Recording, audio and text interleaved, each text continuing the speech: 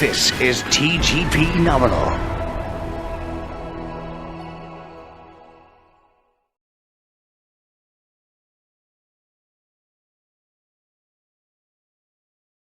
So joining us on the line, I have obviously my regular co-host John Berger and Noah Petro from NASA Goddard Space Flight Center, who is a lunar scientist. He's involved with the Lunar Reconnaissance Orbiter, and he has many hats as well. Noah, tell the listeners and viewers a little bit about what you do. Yeah. So first of all, thanks for having me on today. You know, I do whatever it takes to help disentangle our understanding of the planets in the solar system. So in one version of my job, I'm a project scientist for NASA's Lunar Reconnaissance Orbiter. NASA's had a spacecraft orbiting the moon since 2009. My responsibility is to make sure that we get the observations, that we have the funding from NASA headquarters, that we have the ability to do the research program that we've proposed to do. And so there's the great joy of working with the instrument teams, working with the scientists, and working with NASA headquarters to communicate all of the amazing things that we get to do. At Goddard, I also help manage a research lab of about 30 planetary scientists. And so part of that is making sure that that group has the resources that they need to get the job done. And then independently, I do my own research. I have several colleagues who I work with closely at Goddard, and we are trying to use every available bit of information about the moon, whether it's remote sensing data, compositions from samples, models, to piece together the wonderful geologic history of the moon to kind of unravel its story. So I'm a science manager, I'm a science doer, and a fan of all things lunar. And so that keeps me quite busy during the workday. Yeah. I can imagine, because the last time we kind of spoke online, you were trying to get your bits and pieces together for basically funding for the next stages of what the LRO is going to be doing. And we're doing the same thing right now. As a matter of fact, we are right in the midst of the last lap, if you will, in proposing the next 3-year extension of LRO that would take us from September of 2022 through September of 2025. And so we actually are presenting our case in a few weeks, and hopefully we'll hear a good result back from NASA headquarters in a few months that, yep, we got the green light to go ahead, full steam ahead, and continue LRO's continuing mission at the moon. I'd imagine that LRO is going to be a very important tool to use with the lead up to the Artemis missions. Absolutely. You know, there's the two halves of LRO right now. There's the data that we've collected from today back to 2009. So we have this incredible archive of data, images, topography, compositions, radiation environment, volatile detections. We have this archive, and there's the data that we collect going forward. And so part of what LRO is going to be doing is providing this data to say, okay, where should we go? What should we ask the crew members to do when they get there? And where should we go that's safe? And then when we have missions on the lunar surface, whether it's a crewed mission or a robotic mission, well, what's the context? What's the environment that they actually landed in? So, if they land on the surface, we can see them, we can see exactly where they landed. We can put down to, better than a meter, exactly where on the moon they are, and understand the context of the samples they collect, the measurements they make on the surface. So there's the support of identifying the landing site, and then the support of, well, what can we do from orbit while we have missions on the surface of the moon, whether it be with humans or robotic missions. And so it's an incredibly exciting time, because we will, in the next year, start having robotic missions, small robotic missions sent by NASA, sent by commercial partners to the lunar surface. And then eventually by 2025, human missions, crewed missions to the surface of the moon as well. And so we're in this very unique position, LRO is, to support that, but also get science out of those experiments as well. I think back to Apollo. I mean, Apollo was this incredible era of lunar exploration, just exploration period. But the orbital missions kind of preceded the Apollo era, Apollo missions. Of course, you had the command module orbiting around, taking data during the landed portion, but then the command module would leave. And so really it was only one mission, Apollo 12. You had Explorer 35 orbiting the moon around the same time. And so there were some coincident observations between the two, but you never were able to kind of pull the levers of both the science advances you make on the surface with contemporaneous observations from orbit. And so we're going to be at this really, I think, important point where we'll be able to do both for a period of time. And I think that's really exciting. And also kind of hopefully a template for future exploration of how we should be doing things going forward. Well, I know the last time we talked, you said that there's also stuff like, LRO is going to have its own limited amount of fuel and so forth. So you say it's ready to go for 3 more years. How much longer is the LRO expected to be able to go? So that's a great question. Ultimately, we're getting very creative of how to extend the fuel on LRO. We're in this incredibly hyper fuel efficient mode, and we're looking for ways to eke out and spare every gram of fuel effectively. Right now, our projected out of fuel date is April of 2027. Now, how do we make that projection? Well, we say, well, here's how we've been using fuel recently, so we project that going forward. So if those projections are inaccurate, either too high or too low, of course, that end date will be off. But if we, for instance, we end up using less fuel, of course, that adds the possibility of fuel life on the other end. Now, again, we're using a spacecraft now that's been at the moon since 2009. So any day, something can break. We're fortunate that we know our spacecraft better than just about any other mechanical object in the solar system. So when things have occurred on the spacecraft, we've been able to fix them, of course, remotely. It's like anybody who owns a vintage car. You know all of the tricks to make it work. You know all of the things to just, if you turn the engine on and have the radio on and the wipers on at the same time, it's not going to work. So you do it this way and you get going. So we have, again, we know our spacecraft like the back of our hand. And so we're in a position now where we can operate our spacecraft in as efficient a manner, but also at the same time getting science out of it. If we stop doing science observations, if we stop pointing off nadir direct, we normally are looking straight down, but we'd like to look off to the sides. If we did all of these things, we could extend our life, but we're a science mission. So our heart is spent maximizing the science that we get out of LRO.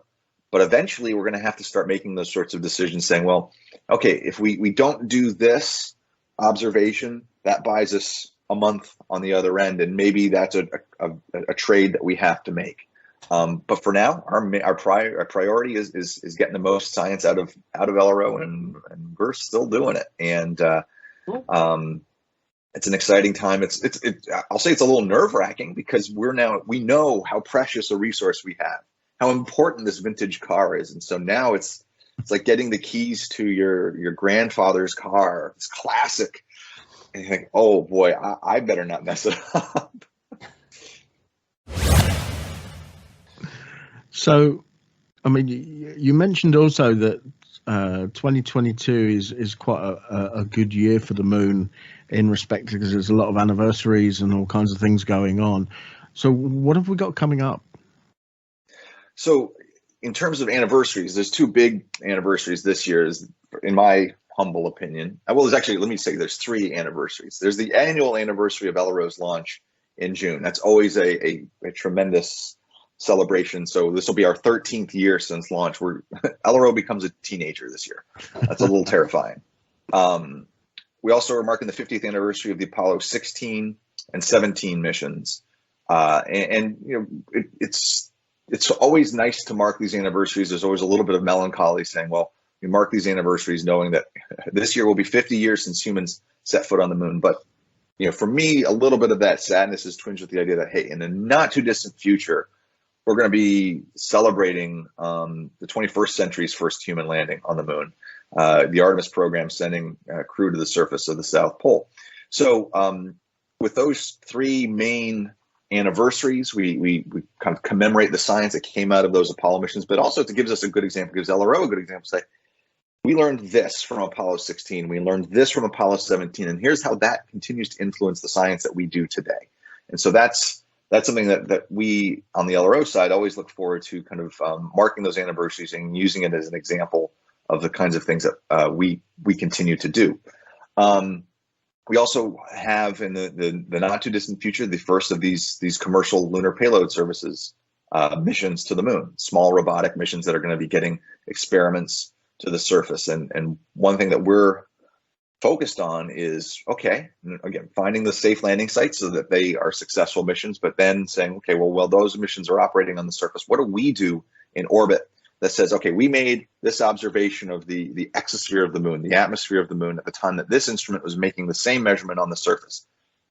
Are they in agreement with each other?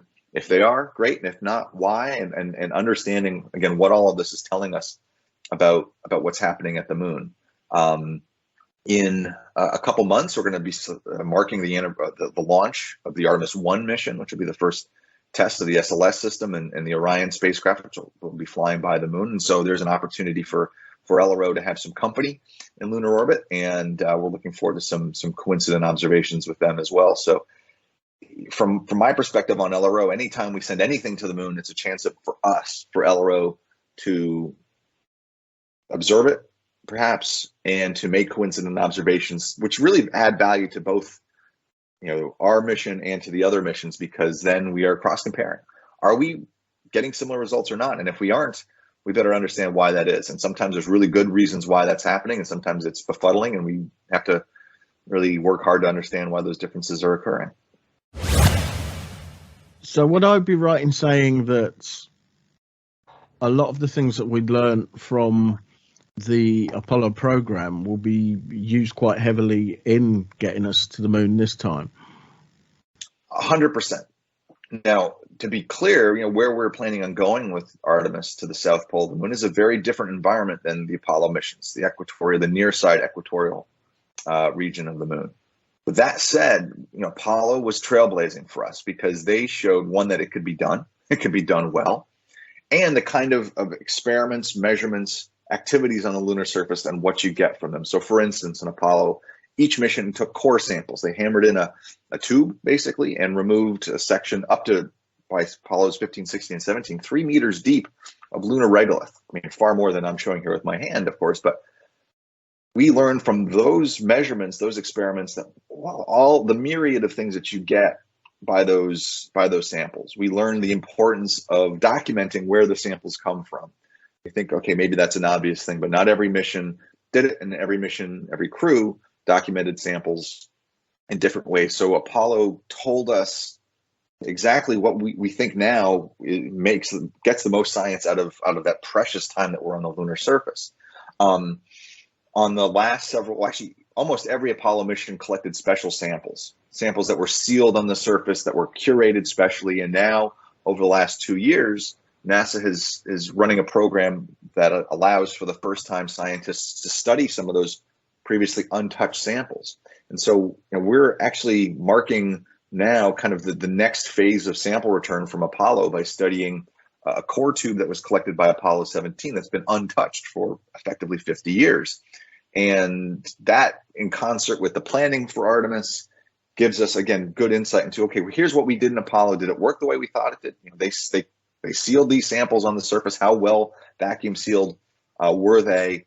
And how does that influence the design that we're going to try to implement for Artemis sample return as well? So all of the lessons of Apollo feed directly into the planning that we have for Artemis, down to getting the crew members excited about the geology that they're going to be doing on the lunar surface is really important. So it feeds into the training program that astronauts today are experiencing, and that when we get to actually training the crew for Artemis 3, the experience that they're going to have. And so, I'm a huge fan of Apollo history. I consume it almost, as a hobby for sure, but it feeds directly into my knowledge of saying, okay, here's what we did in Apollo. How will this apply to what we're doing now for Artemis? And in almost every case, there's a one for one. This is a lesson, and here's what we're going to be doing differently, or confirming our approach for Artemis.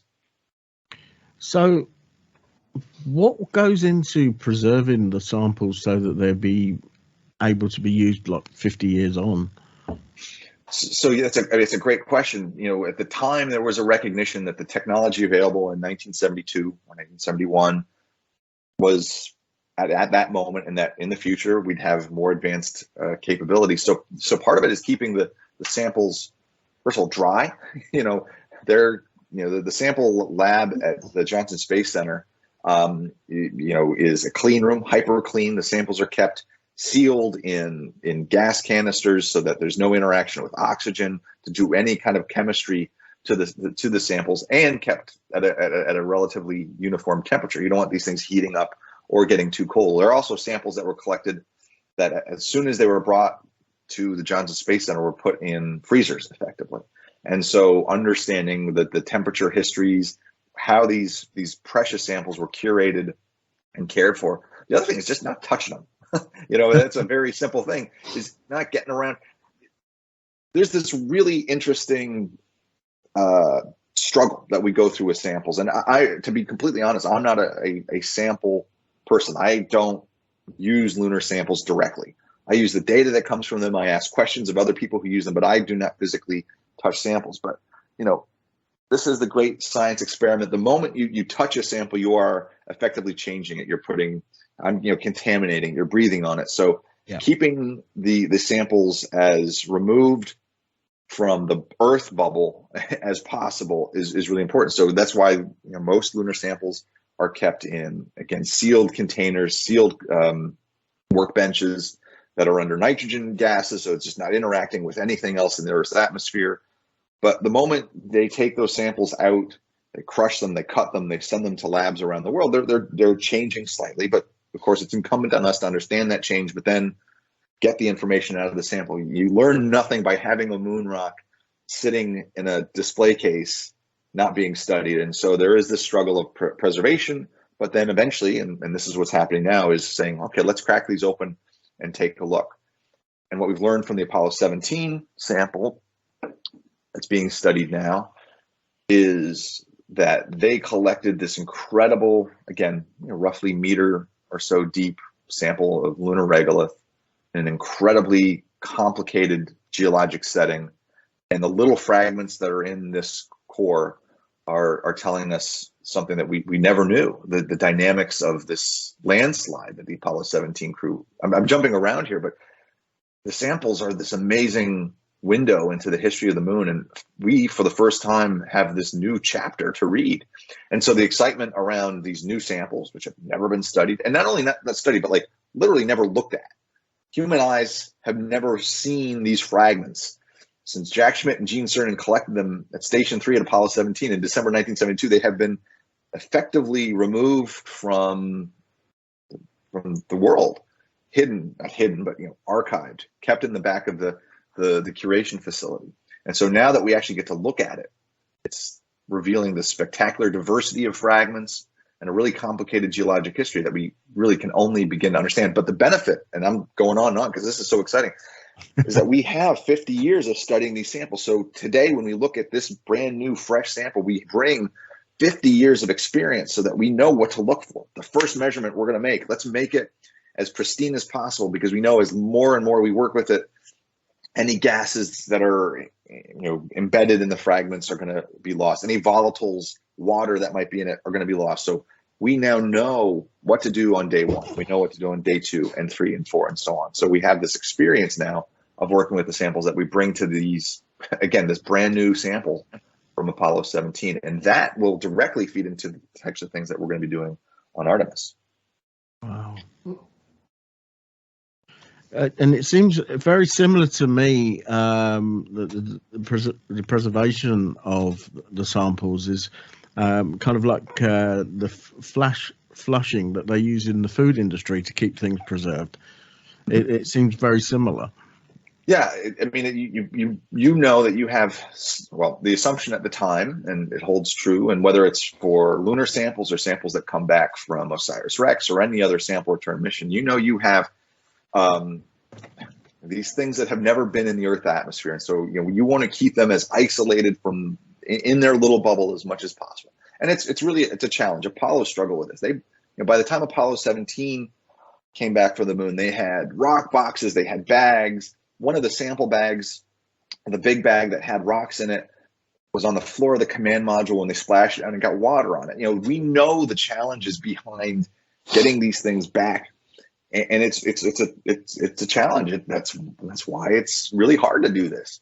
And so, knowing at every step what we have to do that preservation, whether it's preserving food or lunar samples, you want to keep it in as pristine state as possible, and understand that everything that you do. So when you flash freeze food, what is that doing to the taste, the quality? Well, when we isolate lunar samples in a vacuum and have it come back through splash down, what does that do to core samples? What does that do to the fragments that we've brought back? And understanding every step from the moment it's collected to the moment it's unopened or unsealed or opened at the Johnson Space Center or wherever, what's happened to it. And so that when you get that meal on your dining room table, or you get that fragment of lunar basalt in your research lab, you know exactly what's happened to it every step of the way. And would I be right in saying that obviously that, as you said, there's probably going to be differences from the samples that you're going to be checking out now to the samples that you've checked out before, because of the time difference and other bits and pieces that have been happening in its makeup?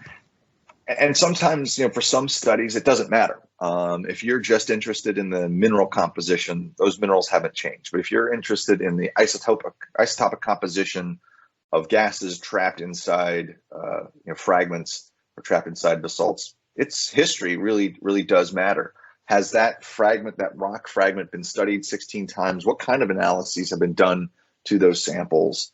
Are there analyses that are destructive or could potentially change the makeup of the sample, or are they non-destructive? Is it just a matter of taking the fragment, putting it on a microscope stage or what have you, and making a very passive measurement of it?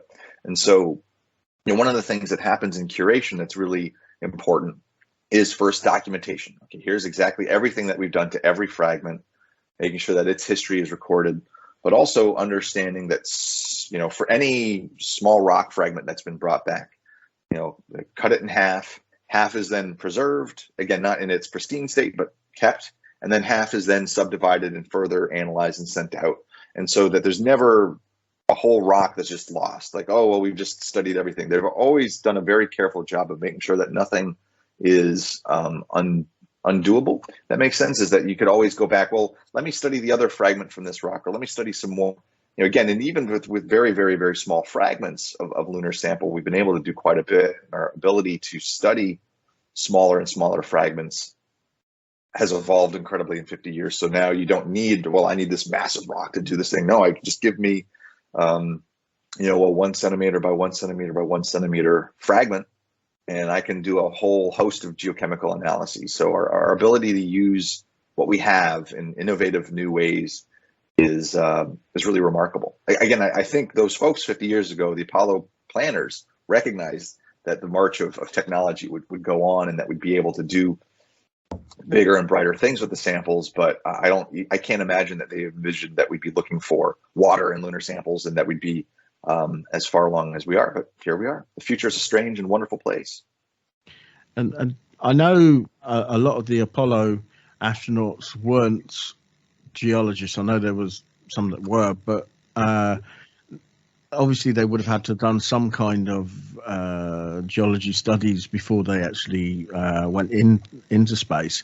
Is it going to be, do you think, more forward thinking to have a more diverse crew in that respect that are that kind of scientist, rather than, well, I mean, it's not really going to be, I suppose, yes, they are still going to be test pilots, as it were, but to have scientists in that discipline. Yes, so every Apollo astronaut, every moonwalker, and really every Apollo astronaut, whether they walk to the moon or not, received some level of geology training. Early in the Apollo program, even the Gemini era astronauts would go out to wonderful field sites to just learn the fundamentals of geology. You know, the simple principles of what, you know, how do we identify samples we want to collect? How do we understand the terrains that we're exploring? All with the idea that eventually some of these astronauts would be going to the moon. Of course, as soon as they got selected for missions, their training evolved and got a little bit more detail. Apollo 11 astronauts, effectively as a crew, had one mission, had one field expedition to go sample and just go through the simple processes of sampling the regolith, the surface. And that was fine. Apollo 11 had to show that you could do it. We did not need to make Neil and Buzz PhD level geologists. They were excellent crew. They brought back incredible samples, but we just needed them to do that job. And every subsequent crew got more and more in-depth geologic training. And as you said, by the time Apollo 17 came around, Jack Schmitt was a geologist, and we sent him to the moon, and he did a spectacular job, and that crew did a spectacular job. For Artemis now, we have the Artemis astronauts, and in that ranks are geologists, physicists, test pilots, and our job remains the same. Is to, you know, I think not that my opinion matters in any of this, but you know what we want these crew members to do is not necessarily. We want them to think like geologists, you know, to attack problems when they get to their site. Okay, you know, we have a plan to collect these types of samples to do these experiments, but this thing I'm observing right now is telling me that I need to deviate that plan. And so we want to train these astronauts to be able to observe their surroundings and come up with a new hypothesis to test at that moment. Jack Schmitt walked on the moon 50 years ago, and he is still replaying that mission and reevaluating hypotheses that he made on the ground and in that subsequent time of 50 years. And ultimately, that's the benefit of sending a geologist to the moon, a scientist to the moon, is that they bring that level of thinking to the moon with them and on the return trip home so that it never leaves them. And so for Artemis, we want to have that same capability, that then the moment they land on the surface, listen back to the words that Neil Armstrong says when he walks on the moon. It's almost like a powder. He's describing the regolith because that's what he was trained to do. He's telling the scientists on the ground, this is what it actually looks like up close and personal. We had never seen it up close and personal. Ranger, surveyor, all provided close-up images of the surface, but to actually see it with the human eyes in the human context tells us about the processes that get the surface to the way it is. And so he was making geologic observations the moment he stepped on the surface. And we want the next era of astronauts to do the same thing. Describe to us on the ground what they're seeing and use the information they're gathering in ways that we cannot do on the Earth to inform the types of samples that they collect, the places they're going to sample. And when they go to features that we pick out, go to this crater, go to this rock, go here, here, here, and here, that they bring that knowledge with them and aren't just autonomous, you know, human robots. I've been told to collect a sample, so I'm going to do it. They say, well, we thought we wanted to collect this sample here, but there's little fragments of rock here, so I'm going to do that. Or, hey, what's that thing over there? Let's go check that out. We want them to bring that level of curiosity and inquisitiveness to the surface of the moon so that when they bring those samples back, we have work for the next 50 years to do in unraveling the stories that they're telling. That just seems so mind-blowing, that the fact that these crews that will be going up in just a few years' time, 50 odd years from now, people will be, you know, working with the samples and whatever that they bring back, and that just seems amazing. Yeah, well, I mean, look behind me right now. I've got, you know, albums that were recorded 50 years ago by bands that people are still deconvolving. Their history is great that way. That, you know, you know, people do things. They think, okay, I've done this thing, it's done, but it lives on, and it's our job with Artemis missions or music or whatever it is to preserve it, understand what went into making the selections of what kind of samples that Apollo missions collected, so that we could use that information when we move forward with Artemis. On the other hand, then also knowing that, oh boy, when we're doing Artemis missions, we better record where they are, what they've done. You know, a lot of the work to understand what Apollo did on the surface is saying, okay, they took this picture. We had the TV cameras on the last 3 missions, reconstructing those missions after the fact to understand exactly where specific samples came from and what they were doing.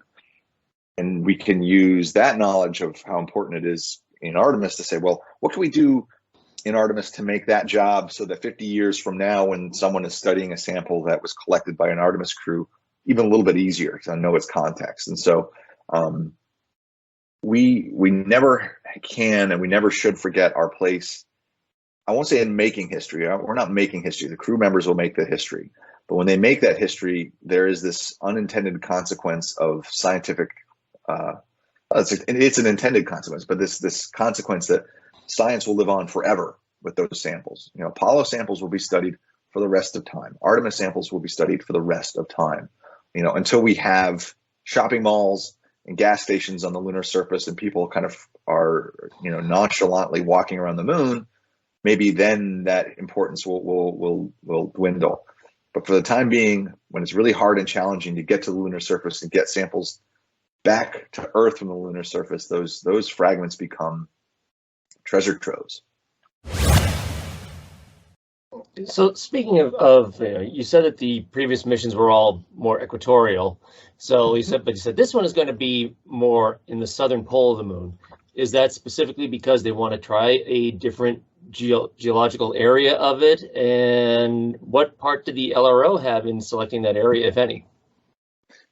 So the south pole of the moon was identified as a target for Artemis for one primary reason, and that was resources, volatiles, water.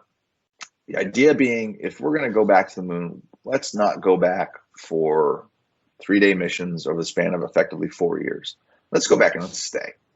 And let's make this a sustainable presence. And so one of the factors that makes anything sustainable is having resources available, so that you don't have to bring all of the water with you, that you don't have to bring large batteries. And so the South Pole provides 2 valuable resources. One is hydrogen, possibly water, or some version of oxygen and hydrogen mixed together that we could potentially use and harvest into fuel, to go deeper into the solar system for water, for drinking and cooling, and all of the things that we know we need water for. And the second is a little bit of a nuance, but just like on the Earth, where if you go to above the Arctic or Antarctic Circle in summertime, you get, you know, extended daylight or extended darkness, depending on the season.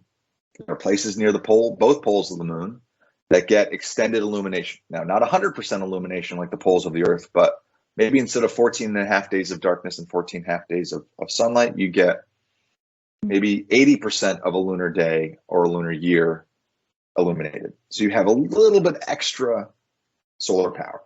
And so these places become little power stations, basically. And so there are places we know we can go and get resources. And so that's why the South Pole has become this target. It's the old adage about real estate. It's location, location, location. And that's true for the South Pole. Now, the added benefit scientifically is the South Pole is an incredible place. You have the rim of the largest impact crater known on the lunar surface, the South Pole Aitken Basin. You have craters that have never been illuminated by the sun. You have areas that have volatiles. You have areas that have never seen the Earth, that are on, the hemisphere of the moon away from the Earth. So you have this Earth quiet zone. So you have a myriad of scientific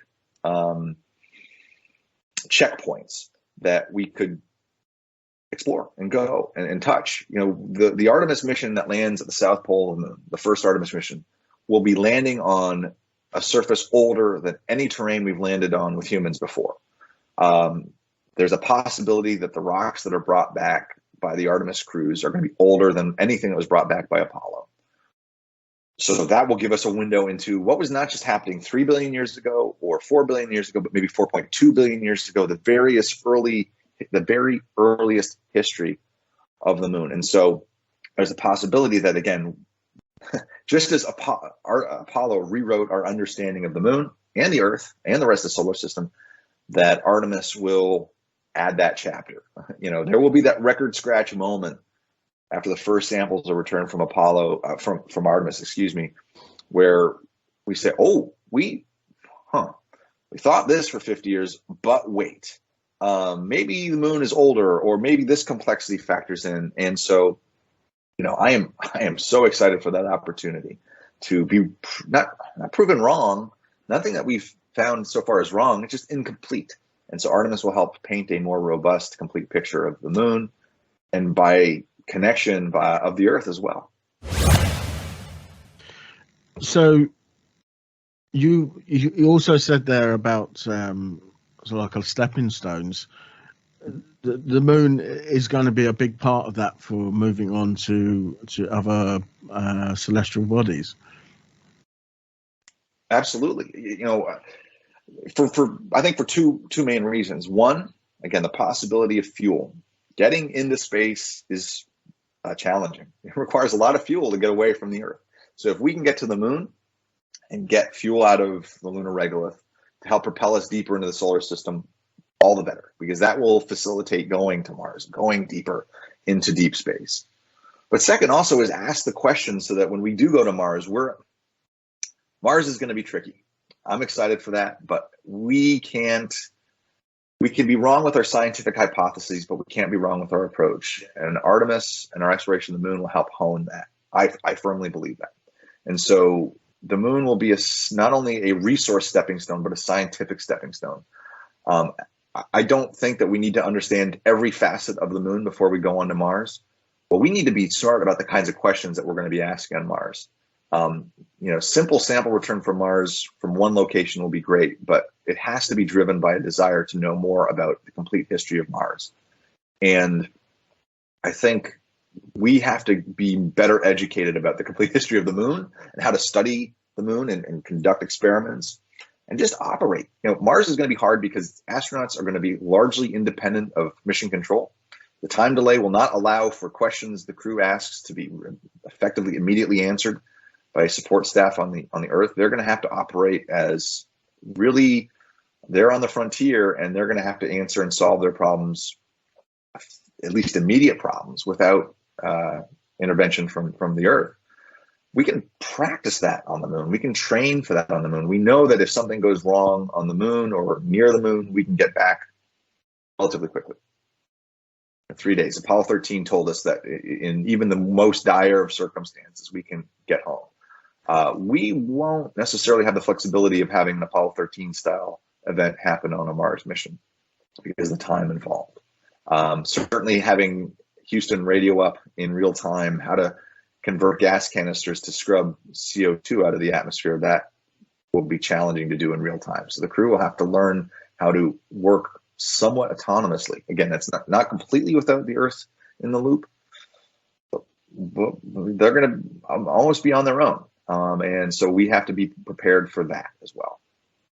Because that's one of the things that Gene Cernan was saying. He was quite angry about the fact that they were planning to go to Mars without going back to the moon at one stage, and he's like, we need to go back to the moon. We need to have just more than just footprints on the moon if we want to explore further. And it seems that the way he was thinking is what is coming to pass. I hope so. I mean, all of the Apollo astronauts, I think, feel that way, that we have to. Well, no, I shouldn't say. Some Apollo astronauts feel like we should just go straight to Mars. If we're going to go to Mars, go straight to Mars. And look, it's very self-serving for me. I'm a lunar scientist. I'm a lunar enthusiast. So of course I'm going to say we should go back to the moon. But I really firmly do believe that before you try to summit K2 or Everest, you should kind of make sure you can summit a smaller mountain. And not that the moon is any smaller mountain. There are plenty of challenges in going to the moon. Don't get me wrong. But just as Apollo showed, they did not launch Apollo 11 with the first crewed mission to the moon. They did it stepwise. And I think that stepwise path of exploration, crawl, walk, run, we need to remind ourselves of, okay, let's go back to the moon. Let's figure out exactly how we want things to work, and then give ourselves some more challenges by going on to Mars. You mentioned before about some of the things that you do is to help the other guys move forward when it comes to the exploration. How in depth would that possibly be for you? Well, time will tell. We're living that right now, but what we're doing effectively today is saying, okay, here's what we know right now. We have this data.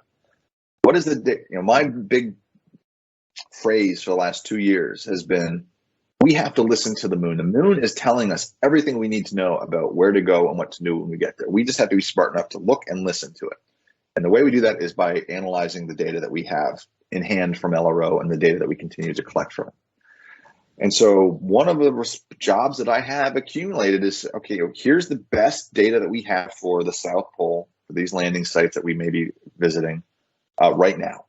And making sure, we're getting to version control issues, because in real time, we're generating new data, we're adding our insight. And so making sure that the people who need to know, give me the best topographic map of these locations. In some places we have to make it, in some places we have to find it, but we need to make sure that they're using that latest and greatest version of the data. And so part of what I'm doing is trying to make sure that everyone is working off of the same data set. Apollo had the benefit that, there was Earth-based observations, there was robotic observations from Lunar Orbiter, there was Apollo observations from any previous mission, but it was a fairly finite data set. We now have, as I said before, this incredible volume of data from LRO, and just harvesting it, knowing where to look, how to access it, is not trivial. And I have the benefit of having spent many years doing it. So for me, it's, you want an image or multiple images of a particular location on the moon? Give me 20 minutes. I'll get that for you. Whereas someone who's never looked at it, it could take hours, or they would just throw their hands up in frustration. And so data wrangling, for lack of a better word, is one of the more challenging, but I think for me rewarding, because then you get insight into the moon. And like I said before, the moon is telling us everything we need to know. We just have to know what are the limitations of the data. And you cannot get that answer you're asking. How hard is the lunar surface? The picture may not tell you that answer. Hey, but guess what? We have Apollo experience from that. Let's bring to fold not just the data we have from the last 13 years, but from the last 50 or 53 years, and use all of that information together. It would be very easy just to look at LRO data in a bubble, but it exists in this grander bubble that includes everything going back to surveyor and ranger and Earth-based observations as well. And so I think synthesizing all that we know about the moon, from orbital data, from surface data, from models, is something that I think I can bring to bear on helping support our future exploration. And a lot of the other agencies, I know the Chinese agency have got a rover on the far side, and there's obviously, you hear talk of other plans from other agencies to try and get stuff on the moon as well. Do you think these agencies are going to work together at some point for the science? So right now, there's this effort NASA is part of, called the Artemis Accords, where we do that.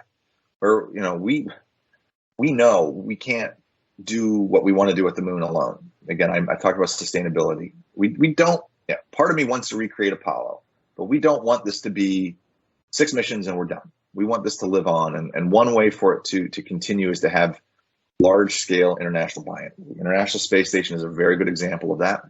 And I think the Artemis Accords, again, this agreement of multiple nations and multiple space agencies to work together towards those common goals, is the only path forward. We have big plans. We want to send humans to Mars. I don't really think we can do that alone. Mm-hmm. But when we bring the talent of the entire globe together to do that, we'll be in a much better position. And while there is competition to get to the moon, competition's healthy. And ultimately, we've learned that multiple countries have now returned samples from the moon: the U.S., Soviet Union, China. And by sharing those samples, by sharing what we've learned from those samples, there's an expression: rising tide floats all boats. Rising science, multi-nation collaboration lifts science. It sounds like kindergarten, but it works the same at the frontier of science as well. When we share, we improve, we learn, and we move forward. I mean, you look at some of the things that are happening at the moment with things like James Webb, where you've got ESA, you've got the Canadian Space Agency, you've got NASA, all of these universities all working together, and that is what they can produce, and it's amazing. Well, I say there's an expression. I don't know yet, but The promise of amazing is there. There's an expression I was reminded of. If you want to go fast, you go alone. If you want to go far, you go as a group. We want to go far. And so we have to do that in partnership. There's no way that again, I don't want to disparage Apollo at all. Apollo was effectively a US-led program. We had international collaboration in some of the science experiments, but it was a US program, and we were very successful. And then it ended because priorities changed. But when you go along as a globe, when it's a global effort, that global push can get you further. That's for sure. Because I went to the National Space Centre here in the UK, and I went loaded with a load of questions from some school kids, and one of the questions was how many countries have a space agency, and I was told that it'd be easier to ask how many countries don't have a space agency. And I think, and let me ask you, why is that? Because no matter where in the world you are, first of all, you can see the moon, you can see space, you can see the wonders of space. It inspires you. So it is a human endeavor. Obviously, I won't say to be successful, you have to have a wealthy nation. Nations all around the globe have contributed to missions. Mm-hmm. And so Artemis has this, first person of color, first woman on the moon. Why? Well, Artemis is a global endeavor.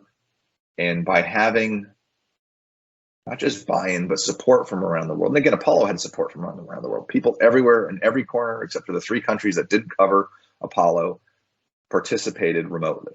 Well, now we don't want it just to be remote participation. We want it to be intimate participation from around the world, because this is humanity going out there, going to the moon and going beyond. And so when you have students in every corner of the world who firmly believe that they can participate, they can be part of it, and through their home country's space agency or by participating with NASA, that will help it be sustainable as well, because everyone in the globe will be pulling for it and participate. Now, the last time we kind of spoke, Noah, you were involved with the International Observe the Moon Nights. That's right.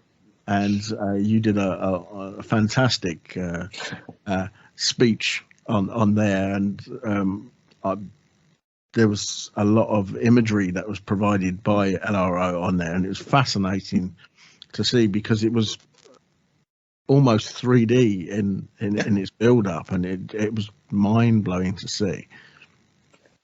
Well, yeah, thank you. I mean, now International Observe the Moon Night, I think we now just call it Observe the Moon Night. The international is assumed. It's a global event. Again, we talked about the reach of this. No matter where you are, you can be in any corner of the Earth and see the moon and have a connection with the moon. We've had Observe the Moon Night now for, this will be our 13th year, October 1st of 2022. We've had participation on every continent. We have folks in Antarctica who participate. We have folks in almost every country in the world have hosted or participated in International Observe the Moon Night. moon.nasa.gov. You go there, and all of the information you need of how to participate is there. And now we're not just mapping the moon in 3 dimensions. We're mapping the moon in 4 dimensions, incidentally, time, because we can see changes on the lunar surface. And so we now, International Observe the Moon Night is as long as LRO has been at the moon, and now we have time of this program and we have time of LRO, so we can see changes. So our reach, our communication about the moon has evolved in 13 years, just as our science and our understanding of the moon has evolved in 13 years. And Observe the Moon Night, really it's Observe the Moon Day now. I mean, my goodness, this becomes, again, this global event that, again, brings people together to just look at the moon, which is the most important thing. Yeah. I think, the moon is accessible. Last couple nights we had a beautiful full moon, and so I go out and I look and I think, wow, this is beautiful. Oh my goodness. And as the moon and its position in the sky and its appearance, as its phases change, your interaction with it, your experience with it it changes as well. And it's so cool. And you don't need a special telescope. You can just use your naked eye. You can take pictures with your camera phone. You can take pictures with the most advanced telescopes in the world, or you can send missions to the moon. At the end of the day, you're looking at an object that has been a partner with the Earth for over 4 billion years, is effectively, I call it the 8th continent of the Earth. It's an extension of us. And, it's a place that we have been with humans and we're going back to with humans. And it's beautiful. Certainly is. And that is the beauty of it, is the fact that anyone, anywhere, at any one time, can see it at the same time, near enough. I mean, obviously, depending on what hemisphere you're on, but that is the beauty of it, and that's what makes Observe the Moon Night so simple to grasp. It is not a very complicated, again, you don't need special tools. You don't need to be in a special position. Okay. It's not like watching a solar eclipse, special glasses, path. Go out and look at the moon. If it's clear, go out. If it's cloudy that night, go out the next night. And every night after that, I always encourage people to look at the moon every opportunity they have and build a relationship with the moon. Not just once, but over days, weeks, months, and then years, and then it becomes a lifetime passion of, okay, where is the moon? Okay, yeah. And then being able to say, okay, tonight the moon is going to be here. Maybe you set a reminder on your phone. Maybe you look, but cognizantly always having the moon part of your experience. Whether it's your daily routine, your weekly routine. To me, it's comforting. I look for the moon in the sky. It's there. Great. Phew, I have a job. But then it just but then it's a reminder that, okay, I'm looking at it, and people all over the hemisphere, and effectively, like you said, all over the world, have the same experience. It is a shared experience, and it's wonderful. So looking beyond LRO, because we talked earlier that it's, well, like any spacecraft, it's going to run out of fuel and so forth. Is there a replacement for LRO in the works, or what are they going to do with that? That's a great question. So, actually just a few days ago here now, there was a meeting of scientists to define that. What do we want to do going forward? What does the next lunar orbiting mission look like? Now, there are other lunar orbiting missions coming, shorter-lived missions, Lunar Trailblazer, IceCube, Ice Mapper, CubeSats. So it's not that we haven't planned for, well, what's the next science that we want to do at the moon, but I think the question then becomes, do we really want to do bigger, longer-lived missions? LRO has shown that if you stay at the moon for a long time, you learn more than just a 1 or 2 year mission. And so the science community has to make that case of, well, what do you get? It can't just be, well, we'll just send a mission there and figure it out. What is the science justification for a long-lived mission? I believe LRO has made that justification, and so we're defining it. So there are other orbiting missions that are being planned to be sent to the moon. Not necessarily replacing LRO, but adding. We've been there for 13 years. The science of what we want to understand the moon has evolved. And so the kinds of questions, the kinds of instruments we want to send has changed as well. And so one of the things that we need to define is, what does that next generation lunar orbiting mission look like? Is it a huge, larger than LRO mission? Is it multiple small missions? And again, depending on the science case you want to make and do, the type of mission you send there is going to change. LRO was sent to the moon. We had Laddie, we had Grail, we had L-Cross, of course, as well. But we're the only mission that was in this. Well, I'm sorry, Grail was in a polar orbit as well. What kind of orbit do you need to have? Do you need to get high resolution imaging? Does it need to be a low orbit? All of those knobs you can twist and turn to define your mission. And so now it's on us. It's on the science community to define, well, what does this next era of lunar orbital exploration look like? And a number of my colleagues, friends, have been thinking about it for a number of years. So again, there's no guarantee, but we have to make that justification. Headquarters will not just say, oh, of course, here's the next mission, you get to go do this. We have to come up with the scientific rationale for what it will look like, and why we need it, why the data we have right now doesn't answer everything. And of course, that's easy. We know the uncertainties. We know what we don't know. Just a matter of packaging it in a digestible and achievable manner. And with the technology that we have now compared to when the LRO was originally launched, there can be some incredible science done. Absolutely. I mean, sensors have evolved in the 15 years since the LRO payloads, or even more than that, since the payloads were defined. But the types of science, okay, what can we do for understanding the exosphere? We sent the LADEE mission to the moon, and it was an equatorial orbit, and it helped understand the exosphere of the moon. But we know the poles are this unique environment, so let's send a mission that again investigates the polar environment remotely as well. Again, following on to the myriad of discoveries that we've made with LRO. So it's a matter of again, yes, the instrumentation has improved, the questions have improved, and our understanding, while it has evolved, we're still confused about things, and so we have lots of questions. We're never going to run out of questions. It's just a matter of again implementing a mission that's achievable, that answers those questions, and raises others as well. Awesome.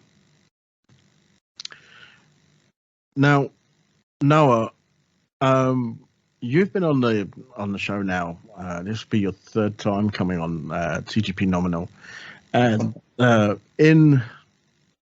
if you were talking in the scope of soccer, that would be a hat trick, which means you would have kept the game ball. But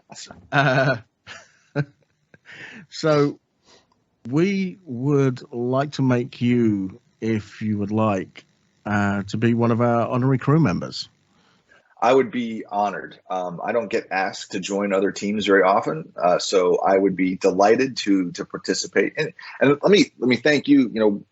Talking about space and communicating to the world as you do what we're doing, our hopes, our dreams, our ambitions for space and space exploration is really important. And that's another part that makes this era somewhat different than the Apollo era. Is yes, you could turn on the TV and see Patrick Moore and see James Burke or see Walter Cronkite and get excited about it. But that only happened during the missions. James Burke went off and did a great job of communicating. Patrick Moore went off, did a great job communicating. Carl Sagan has done that. But you fill this gap in making it a conversation. It doesn't just happen once, shot, special, miniseries, boom, boom, boom. It's going on all the time. And so I would be honored to join your august crew of merry pranksters. So what we do is we would send you one of our mission patches, like I've got here. And all I ask in return is when you receive it, if you could take a photograph of yourself on it so that we can put you on our honorary crew member wall. No. Hold on. You're forgetting something, Mark. Yes, I know. I am maybe a 90-minute drive from Goddard Space Center. I think it would be much more, I think it would have much more of an impact for me to deliver that patch personally. I think we can arrange that. That would be. I think that's a date. Let's just say that. All right. I think we can make that happen. And again, like over the last 2 years, our occupation of Goddard has evolved, and we're slowly ramping up on-site presence. So the Goddard of the future will be a little different than the Goddard of the past. But the stuff is still there.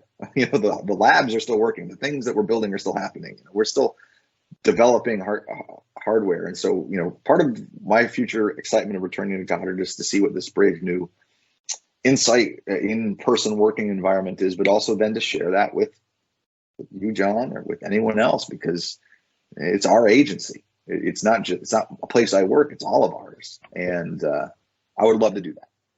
Sounds good. It is a date. In fact, I can't remember exactly where it was, but I actually interviewed for one of the contracting companies for NASA outside of Baltimore like 15 years ago for an IT job that they had.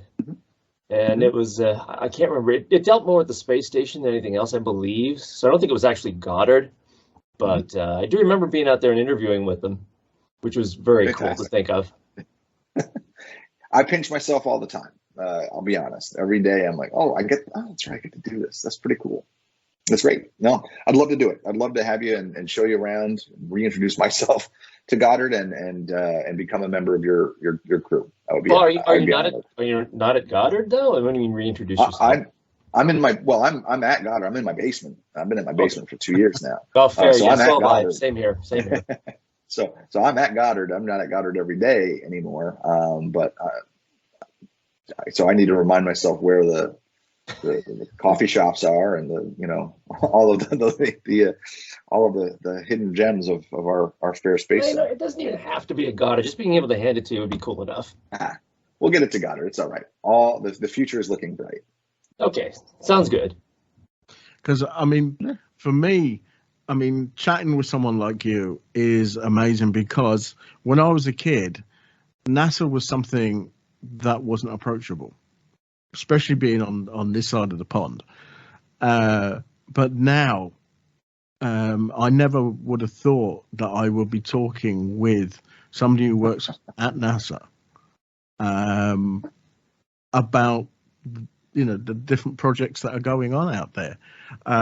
It's mind-blowing for me. When I was a kid, there was two things I wanted to do in life. One was either be an astronaut. Through health issues, I knew that wasn't going to happen. The other was to get into broadcasting. So doing what I do, or doing what we do here, is part of a dream, really. Well, and NASA, again, I tell students this all the time. NASA is astronauts and scientists and engineers and artists and financiers and computer scientists and graphic designers and writers and managers and so for students kids or adults who love NASA, the tentacles of NASA are many and are widely distributed. And there's internships for students, there's opportunities to get involved. And so it's not just rocket scientists and astronauts. It's geologists and chemists and biologists and all of the other things that I listed that make what NASA does so special, because it is a big tent to do all the things that we want to do. And it requires the workforce that we have, the excellent workforce that we have, to get it all done. And it's very true. And the fact that for me, since I've been podcasting, the space family, as I call it, has been so accommodating. It's an amazing family out there, and that's everybody. I mean, that's all the different agencies and the companies, private companies, and the academics and everything else that goes along with it. Just really want to talk about it. They really do. Because it's the greatest job in the world. It really is. Or not even in the world, in the universe. It's the greatest. I mean, it really is this incredible thing. I never thought I'd get to work for NASA as a kid. And here I am. So it's, dreams come true. You just have to be tenacious and a little stubborn sometimes. Yeah, for sure. Well, Noah, it's been an absolute pleasure having you on board. Pleasure's all mine. This morning. But hopefully we can catch up again. I mean, obviously you're going to be catching up with John in the near future. But yeah, you are always welcome to come on board TGP Nominal. Mm-hmm. Just raise the flag and I'll be here. I enjoy it, and thank you. And again, thank you for all you do. It's an honor.